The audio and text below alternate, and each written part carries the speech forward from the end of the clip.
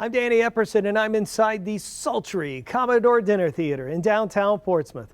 Thanks for joining me for WHRO's Cinema 15 and our presentation of 1951's A Streetcar Named Desire.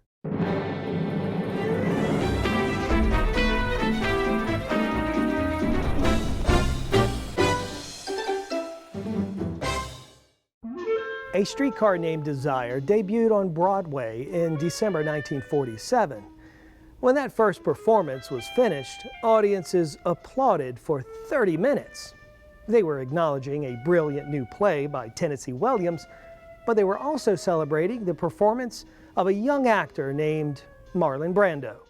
When audiences finally got the chance to see Brando's Stanley Kowalski on the big screen, it was clear that a new kind of movie star had arrived. The film tells the story of Blanche Dubois, a Southern belle who moves from Mississippi into a rundown New Orleans apartment with her sister, Stella Kowalski, and brother-in-law, Stanley. Tension builds in the brutal Louisiana heat, and toxic relationships give way to madness. To translate the story from stage to screen, Williams recruited Elia Kazan, who directed the play on Broadway. Most of the original cast was brought along, including Brando, Kim Hunter, and Carl Malden. But filmmakers wanted a bigger name to play Blanche and replaced Jessica Tandy with Vivien Leigh. Leigh had appeared in the London production of the play, but struggled to fit in with the Broadway cast. Brando was a pioneer of method acting, a style that was much more raw and emotional than Leigh's classical British stage training. Maybe it was the off-screen tension that helped her on-screen performance.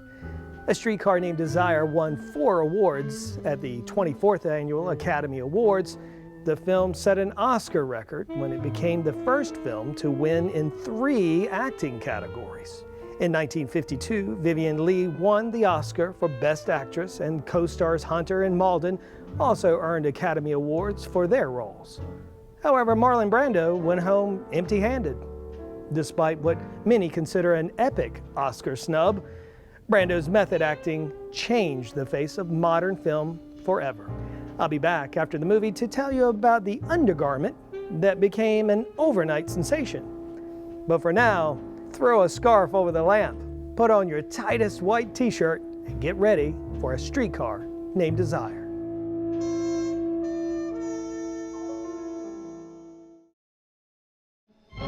Can you imagine anyone but Marlon Brando as Stanley Kowalski? Tennessee Williams originally saw Stanley as a much older man, but actually changed his mind after hearing Brando read for the part. To prepare for the film role, the actor began a daily workout routine to build up his chest and arms.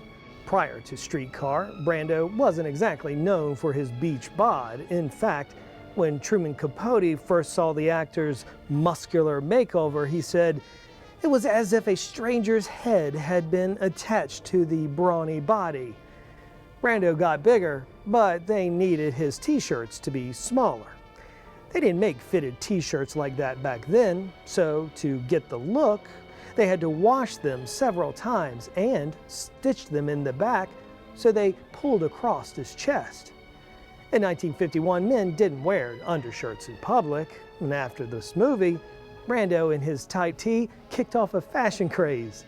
I mentioned it before, but it's hard to overstate the impact Brando's performance had on Hollywood after the release of this film. Brando went from a virtual unknown to a major movie star.